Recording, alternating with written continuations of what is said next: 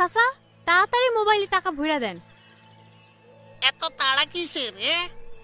ওই দাগের মধ্যে খাইয়া কও কয় টাকা দিতে হইব। এই তোমার মাস্ক কই? পকেটে আছে।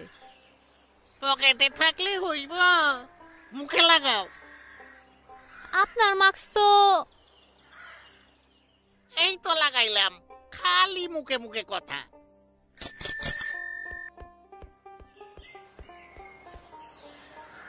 কি হইতাছে?